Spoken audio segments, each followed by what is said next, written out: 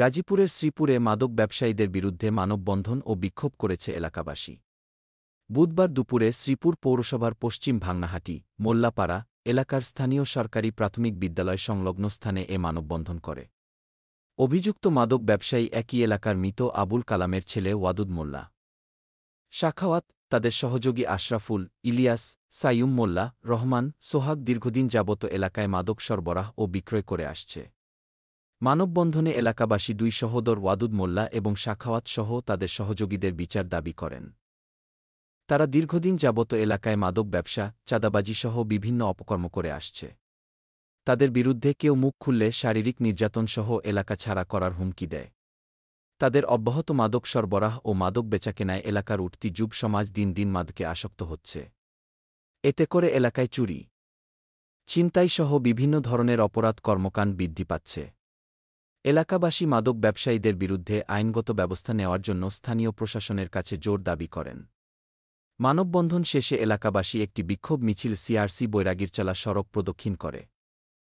অভিযুক্ত ওয়াদুদ মোল্লা জানান, তার সাথে স্থানীয় আফাজ মোল্লার জমি সংক্রান্ত পূর্ব বিরোধ রয়েছে।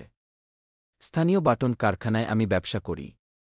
আমার ও আমার ভাইয়ের বিরুদ্ধে মিথ্যা ঘটনা সাজিয়ে সমাজে হে করার জন্য এবং কারখানার ব্যবসা ছিনিয়ে নেওয়ার জন্য এ ঘটনা ঘটিয়েছে।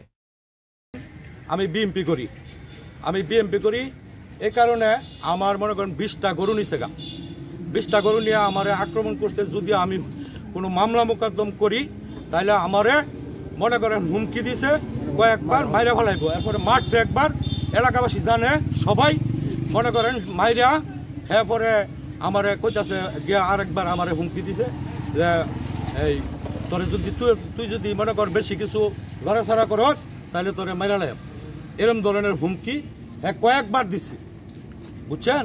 এরপরে আরও মনে করেন তার ভায়ানসারির অত্যাচারে এলাকারবাসী মনে করেন অতিষ্ঠ হয়ে গেছে মনে করেন এই কুট আন্দোলনের সময় মনে করেন সে দাওলাডি, ছুরি, বলম এগুলি নিয়ে বারবার করে মনে করেন এই যে ভাঙচুর করছে অনেক জায়গাতে গ্যাস শ্রীপুর মনে করেন এটা এই বহুত জায়গাটা বিএমপি করে মানে আক্রমণ করার লাগে, আঙ্গরে মনে করেন আঙ্গরে আক্রমণ করার লেগে, ছাত্র আন্দোলন মনে করেন আক্রমণ করার লেগে তার ভায়ানসারি মনে করেন অতিষ্ঠ বানায় লেগেছে এই এলাকা।